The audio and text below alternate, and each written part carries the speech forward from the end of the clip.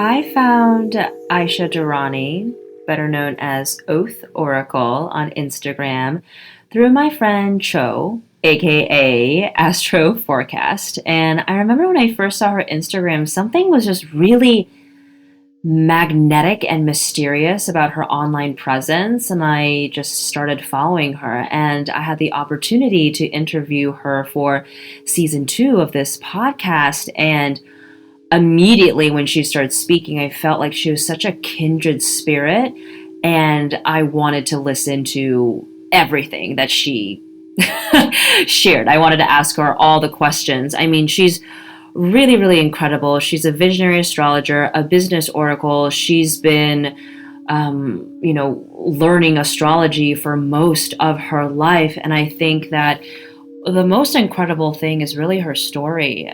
She has transformed her past trauma into power and freedom, helping others to do so. I mean, she's done a lot of ritual work, shadow work. And I remember, that during the interview, she told me that she spent a lot of time with herself, just kind of getting her energy right, getting into the right headspace before launching her business. And within 2 years, she has made it into a multi-6-figure soul-led business. I mean, it's truly incredible. Truly, she's an amazing businesswoman, and her story about what she did before getting into this space, being an astrologer and business oracle, is incredible as well. I mean, I just love her story, and I know you will too. I mean, after I spoke with her, I immediately booked an astrology reading.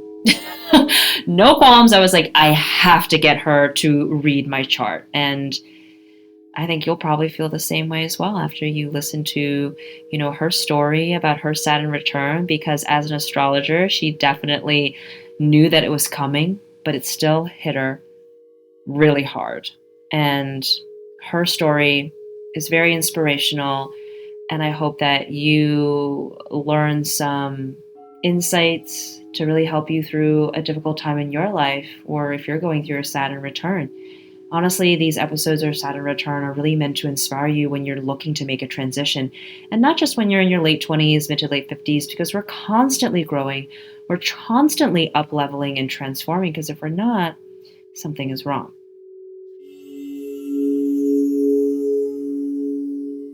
Hello, Ayesha. Welcome to the podcast. I am so excited to have you here.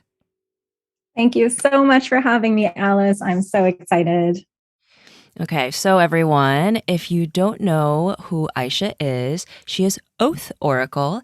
She is so many different things. She focuses on wealth energetics, astrology, and is also a business oracle. So, Ayesha, for people who don't know what these things mean, can you do a quick introduction, definition of what is wealth energetics and what is a business oracle? Absolutely. So, yes, these terms are what really resonate for me with my work. And it's funny because I work with a lot of people as a business coach. I support a lot of people in starting their businesses. And something that can be really challenging for people is, how do we define ourselves? So, really, the foundation of my work and my background is almost 20 years of astrology, deeply studying astrology for most of my life, over half of my life. And as I entered the business space, first of all, a lot of money work had to be done within myself. So a lot of inner work around, we know about money mindset. That's something that's becoming more commonly spoken about, which is amazing because this work is so vital. But what really took it to the next level for me was understanding the energetics and embodiment of those energetics beyond the mind as well. So the energetics of our energy field, like our aura, the energetics of the work we put out in the world through our businesses, the energetics of our birth chart being expressed in our businesses in a way which creates and generates more wealth in our business. So for me, wealth energetics really is the bullseye of a really, really, really vital part of my work in my own journey, as well as my work with clients. And the business oracle side of it is that, when you understand astrology and it's been a part of your life for almost 20 years, for almost 2 decades, you don't see anything without astrology. So when I entered the business space, there's strategies, there's a sea of strategies and information, but the strategies that will actually work for us in our blueprint is something that, once again, goes a little bit beyond the mind. So using astrology, using my own psychic gifts and my intuitive gifts, I have really been the oracle of my own business, and I support clients in that way as well. So what I mean by that is seeing what is the perfect timing for certain activities and things we might offer in business using astrology and intuitive gifts, being able to discern what out of the sea of strategies we have available to us, which are actually appropriate, correct, and aligned for each of our unique energetics, as well as diving into what's really beneath something. And I think a great example of that, just to clarify, is ego desires and soul desires. So being an oracle really helps us to dive right in to the truth of our energetic blueprint, to the truth of our unique path in business, and to the truth of the divine timing. So something that's really a cornerstone of my work as well, which is what makes this really important, is that we have our desires, our individual desires, but we're in a co-creation with spirit. And there's also a natural rhythm of the cosmos that often our paradigms around work, productivity, and success don't account for. If that makes sense. So we tend to think we have our own timelines and our own desires, but there's a whole cosmic dance that's happening at the same time. Yes, In my being patient. opinion, not necessarily even being patient, but that there's going to be certain times where quantum leaps are available to us, that if we stuck with our limited perception, we might actually miss out on those times. So I find that when we attune to the natural rhythm of the cosmos, we're attuning to nature, and nature is the master manifester, right? Like Mother Earth and nature is abundance personified. So that's really the cornerstone of my work. I hope that makes sense and comes across clear. Oh, yeah, completely, completely. And for those who don't know about the term quantum leaping, it's able to kind of really up level a lot faster, almost kind of like going into the HOV lane, if you will, and Yes. and speeding up. Okay, so how did you get into astrology, and what made you do this full time? From your website, it says 2 years ago, correct? Yes. So I began my business in March 2020, and I've been studying astrology since I was 14 years old. So I'd have to do a little math in my head to figure out what year that was, roughly 18, 19 years ago. And I discovered astrology at a time where I felt very lost, had a lot of unprocessed trauma in my body. My nervous system was very hypervigilant, and I felt very disconnected, lost, and alone in the world. I felt like I didn't belong anywhere, and I had a lot of instability in my childhood. So astrology just came into my life, kind of slapped me in the face with all this amazing truth, where for the first time in my life, I was like, maybe life does make sense, and maybe everything is happening with a divine perfection. So that alone was a lifesaver for me and really, really hard times in my life. And it just continued on for, 18, 19 years as an amazing anchor for me, a relationship with myself, with spirit, with source, with the cosmos, and with my path that helped me get through some really, really, really dark times. And, somewhere along the line, people began to seek me out for readings because word was getting around, and through word of mouth, I was generating quite a lot of clients, even without a website or any social media presence. So I'd been doing readings, paid readings for people, even internationally on Zoom, people that had never met me before, that actually just stemmed from readings with my friends. So it really, the word of mouth spread in this beautiful web around the world. And then looking at the astrology of 2020, the year I started my business, I looked at the astrology of 2020 at the end of 2019. And Astrologers have been talking about the astrology of 2020 for many years Oh, because, yeah. and then now we're recording this in the end of 2021. It's like, we know what happened in 2020 now. But for years, you can find videos on YouTube from 2014, 2013 that are about the astrology of 2020. So I was looking ahead at the astrology of 2020. I was seeing that there was going to be chaos, upheaval, instability, and I could see how that was connecting to my personal birth chart. And what I could instantly see was that I was not going to have job security in 2020. I could see that from how the transits of 2020 were interacting with my unique blueprint. So I thought, okay, looks like I'm not going to have job security in 2020. I think that would be a great time to start a website for my astrology reading so that I have that extra income stream and start developing that as even, creating more stability in my life while I'm juggling these other jobs. So yeah, 2020 happened. And all of my other jobs actually fell away, actually walked away from everything. And none of them actually fell through or anything like that. I just Mm, entered a flow where I was now committing more deeply to my purpose. And yes. when we do that, the universe is like, yes, girl, let me take Opens you up. along on this beautiful flow. Yeah, it's like, it can feel like a magic carpet ride when we're Hmm. doing what is correct for us, when it is correct and aligned. And by correct, I don't mean right and wrong. I just mean each of us has a very unique blueprint. And when we, do things and make choices in alignment with that, we're going to find a certain level of ease and flow that doesn't exist when we're pushing against the blueprints and the transits. Yes. And what were you doing before you started your astrology business? I was actually an exotic dancer. And before that, I was a Mm, bartender. I yeah. worked in the service industry for a really long time. And I actually dropped out of high school when I was 15.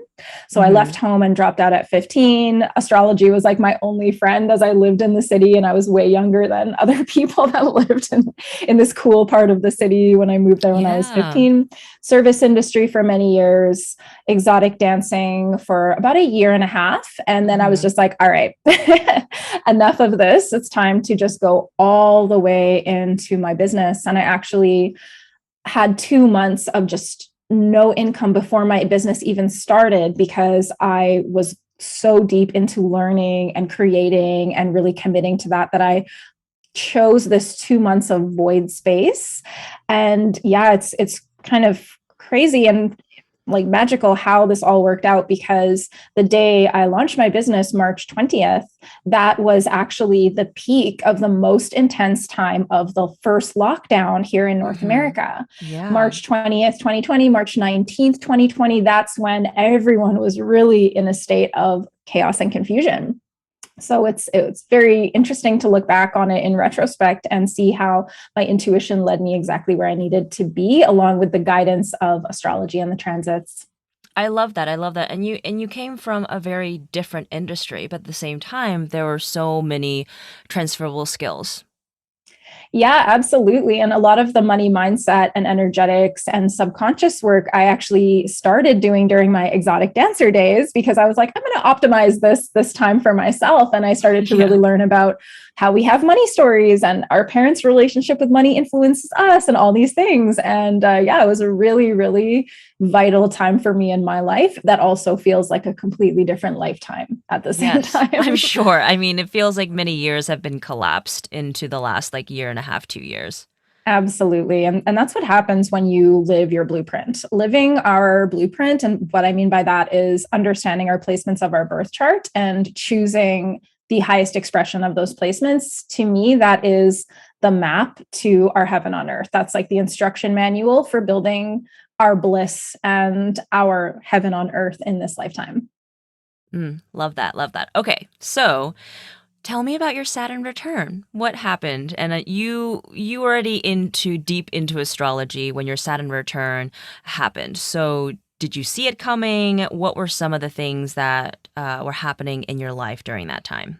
Yes. So, wow, it's very, very powerful to look back on this. My Saturn return began December 20 something, 20, maybe 21st, 23rd, like around the week of Christmas of 2017. So that's when Saturn entered Capricorn for my fellow people with Saturn and Capricorn.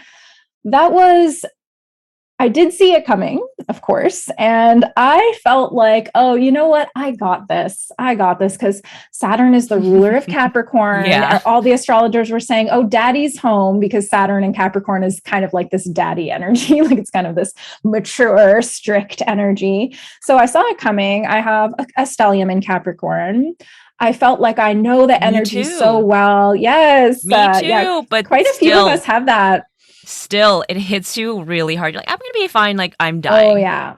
Yeah, I literally was like looking ahead like, oh yeah, I got this. This is going to be great. This is going to really help me come into my own, which it did. Of course it did. But I definitely, the day that Saturn entered Capricorn, I'm literally spending the day on the ground of my room crying, getting super triggered by everyone's holiday times because that's like kind of a tender spot for me. And so Saturn just like boom descended upon me. I was all of my triggers around different things were coming up, and I spent the entire day crying. So it was quite funny to think like, oh, I got this. And then literally the day that it begins, like I was really in the depth of my darkness, and it was really hard. Mm-hmm. And Mm-hmm. I believe, now this is different astrologers work with it in different ways. I believe our Saturn return, the duration of it is the entire duration of the time Saturn is in the sign of our Saturn placement. So some people will work with it that your Saturn return is when Saturn is conjunct to your Saturn.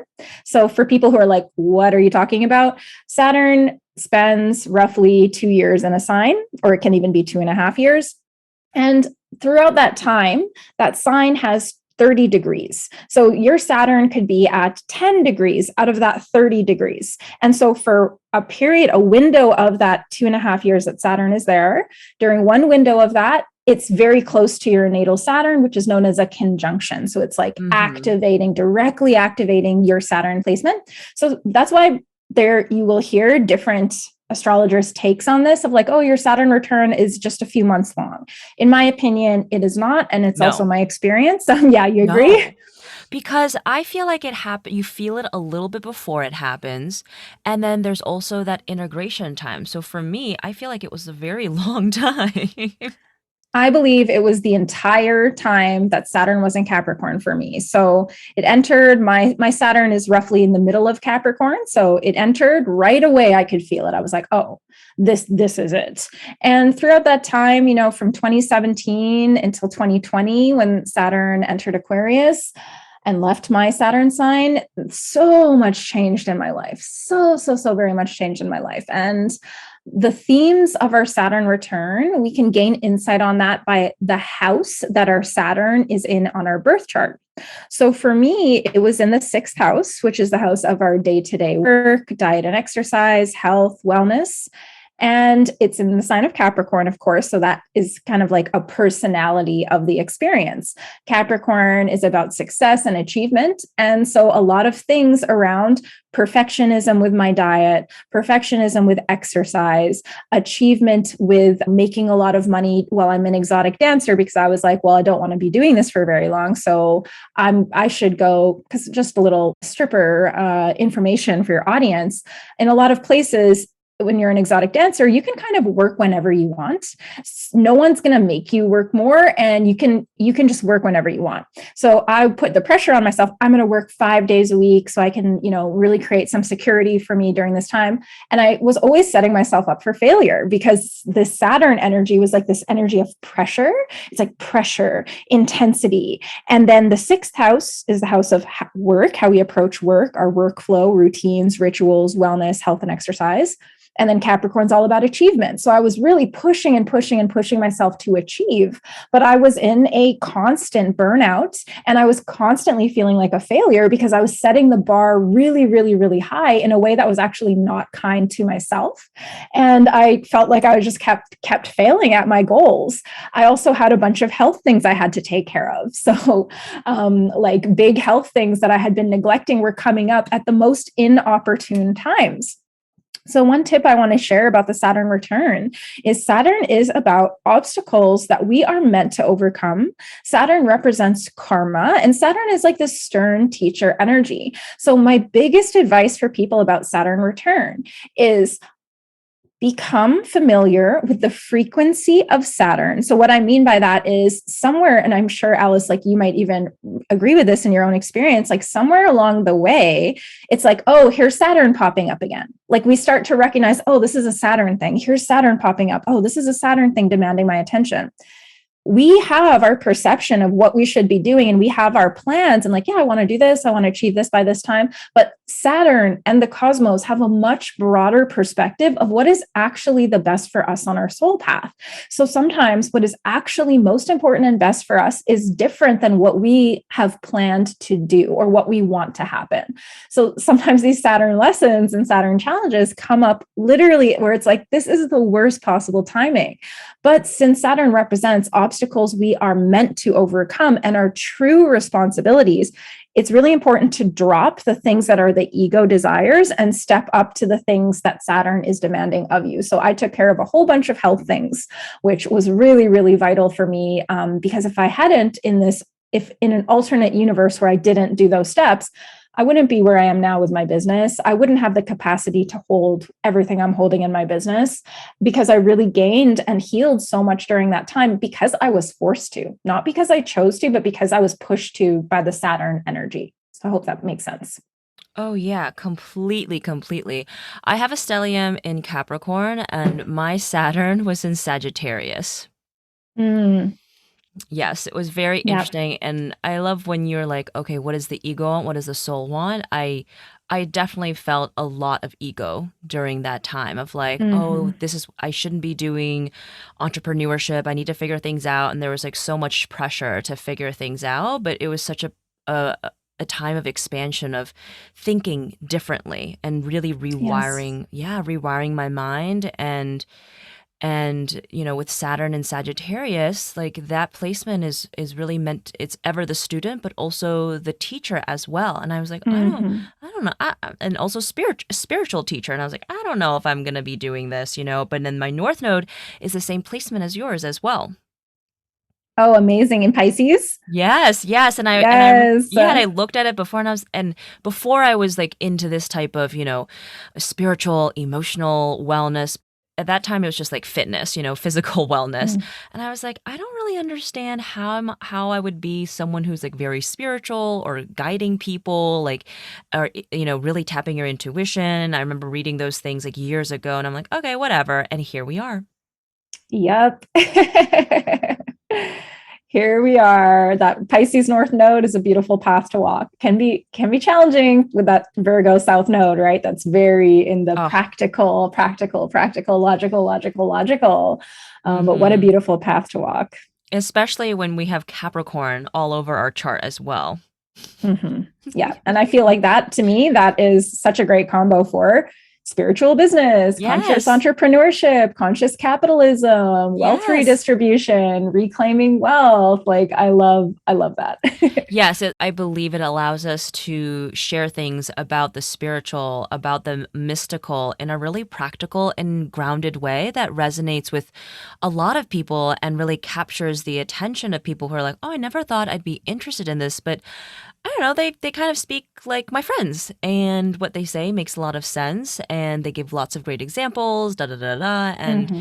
it's so needed. And I see so many people coming into this work, whether, they are very grounded or they come from a corporate background to help people understand, like, hey, like kind of bringing in the people from like their past, their colleagues and Mm. their circles into this new way of understanding themselves and their place in the world.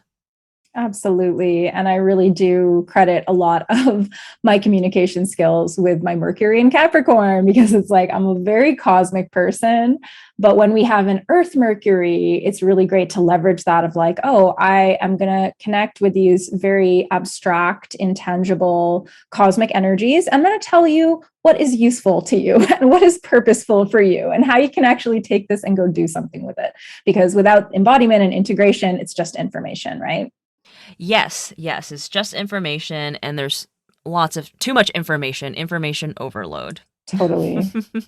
Okay, so what did you do specifically during your Saturn return to help you through that process? You said there was a lot of like pressure, you had some health concerns. Like, what was kind of like that moment, or maybe a series of moments where you're like, okay, I really need to take a step back. This is what I need to do to kind of make sure that I'm able to survive but thrive during this time, like kind of getting the work I need to do to pave the path forward, which sounds like it was your is your current business. Like that's kind of like the fruits of the labor. It's interesting because during that time and during our Saturn return, I wouldn't say that I had a moment of clarity. I was very much in a place of blind faith, which is also very North Node Pisces, by the way, like just choosing to believe I'm guided, choosing to believe I'm led. And not only was I an exotic dancer at that time, but I actually had like 3, 4 jobs at once because I had found that I wasn't able to go to the club and do my exotic dance work 5 days a week as much as I wanted to. So I would set that goal. I would constantly fail. I would go like once or twice a week. I'm also someone who struggles with depression and anxiety. So that in that environment was, it was really, really precious, important time for my journey and my growth. But that was not a very healthy environment for me, actually. So I would say, I'm going to work 5 days a week. And I just would constantly fail. So I ended up picking up other jobs. Like I would work the door at events, like be the door girl at the front of like music events and dance events and things like that. And I'm a performance artist. So I would have these gigs that would happen. I started art modeling, which is where you stand and pose, and people like professional artists and animators. And I lived at the time in Vancouver, BC, Canada, where the animation studios are like really, really, really huge. And the video game studios are really big there. So I would do all these like odd jobs, and I was working like 6, 7 days a week, right? So if you think of Saturn, stern, That's energy, a lot. Capricorn, achievement, success, and the 6th house is like work, like how you do your workflow, how you structure your weeks, how you structure your days. I was not taking care of my self-care. I was constantly rushing from thing to thing, taking buses all over the city, still just getting by, really. And so I didn't have a lot of clarity. I continued to just try my best. And the thing with astrology is that that's what I would do to relax. That studying astrology, that's what I would do to relax, to feel connected, to reconnect with myself. And then as my readings just organically grew without me ever thinking. By the way, I'm not sure if your audience is familiar with human design, but I am a projector in human design. So Same. that is the type. You're a projector too? Yes, Yes. I love that. And I love that. And Cho, who is our mutual friend, is also a projector as well. Cho of the Astro Forecast. Yes. So love it so much because I love spreading the word to projectors. But I had to wait for I didn't have to wait for the invitation. I wasn't even aware that I was a projector at this time, but our strategy is to wait for the invitation. And I had been invited again and again and again to do paid readings for people. And then there were certain weeks where it's like, oh my God, I have 4 paid readings this week. Like, wow. And weeks where I'm like, I'm not going to go to the club because I have so many readings this week. And days where it's like, wow, I have 2 in one day. Oh my God. Like this is alive. This is a thing. And it's like, wow, was it all just leading up to this? At the time that I began realizing this was real, this was available to me, I had taken care of a lot of health stuff. I had started to dismantle a lot of the really being super hard on myself, which is very, Saturn return, 6th house Capricorn, being really hard on myself. And I started to just give more space to my pleasure, to going out in nature, to actually coming back to my body, and giving more space to ritual, like pulling tarot cards at night and connecting with myself, even before I would go to the strip club, even before I would go to my exotic dance job, doing energy protection, pulling cards, like burning sage, setting my intentions for the evening so I could approach exotic dance in the most conscious way possible, like setting my intentions for the evening. Here's the energy I'm bringing into it. And just kind of playing with the artistry of not knowing what I was doing, but just continually checking in with what is my best right now? Where is growth for me right now, and finding that growth edge. And then I began to study things like business, things like marketing, things like branding. And I chose the date for my launch of my website. And that was going to be March 20th, 2020. And I chose this date based on Aries season. I'm an Aries midhaven, and that was the beginning of Aries season. So that's my ninth house, Aries MC. So that felt really good. It's the new beginning, right? New spring, and the new life of spring felt like a really great time to launch this. At the time, I thought, wow, if I could make $3,000 to $4,000 a month doing this, I could be full time on that, because I wasn't making much more than that, actually. Even though I had the ability to do exotic dancing and go and make a big stack of cash, my mental health prevented me from being able to actually do that very often. There were days I could only go in once per week. And I'm really lucky that I had that job, because I was able to do so much of this health stuff that I needed to do and have those resources. But I thought, wow, $4,000 a month with astrology, that's a dream come true right there. And now it is November 2021, and $40,000 months are very normal in my world. So 10 times what I dreamed of. And then the day that my business launched, that was right at the start of the very, very, very first lockdowns, right at the start of this huge world change that we're still amidst. And it was also the day that Saturn left Capricorn and entered Aquarius. So that was really funny for me to see, because that wasn't something that influenced my choice of that date. I just chose the date and I just said, that's the date. And that was it. And then I realized, like, after the fact, or on that day, I was like, oh my God, are you kidding me? Like, this is the day that Saturn left Capricorn and entered Aquarius. So that was quite the cosmic joke. I mean, our intuition is very much so in line with human design, astrology, and other systems. It And is. once you start like studying these things, you're like, oh, that's why, for this year or a few months time, like I felt really lucky, or I made tons of friends, I traveled a lot, or I dated so many different people. Like it's already written. Absolutely. I'd love to know what you learned in this episode. And if you're going through a Saturn return, what support do you need? And what has it been like for you? Has it been kind of like a bit of a soul wrenching experience and you kind of having so many existential questions? Or have you been coasting through it because you've already been on your path, which big kudos to you. Now, these episodes about Saturn return aren't just for people who are going through their Saturn return, which happens in your late 20s, mid to late 50s, as well as mid to late 80s. It's really a source of inspiration for people who are trying to just make a change in their lives, wanting to do something different, but afraid of taking the leap. I know that for myself, whenever I'm going through a big transition, it's so helpful to hear the stories of other people because I'm like, they made it through, I can make it through as well. And they also have wonderful tips and tricks of kind of like, what do they do to kind of get through this kind of rocky time? So I hope that it's been inspirational to you. And if you think that someone would benefit from this episode, share it with them. And if you haven't rated the podcast 5 stars, I would be so appreciative if you rated it 5 stars. And if you feel compelled to make a donation, you can find that in the show notes as well. Your support means so much to me. If you're interested in spirituality and how that helps with building a business and figuring out your career, don't miss the next episode that's dropping same time next week. All right, have a wonderful day. And as always, I am wishing you so much joy and so much abundance in your life.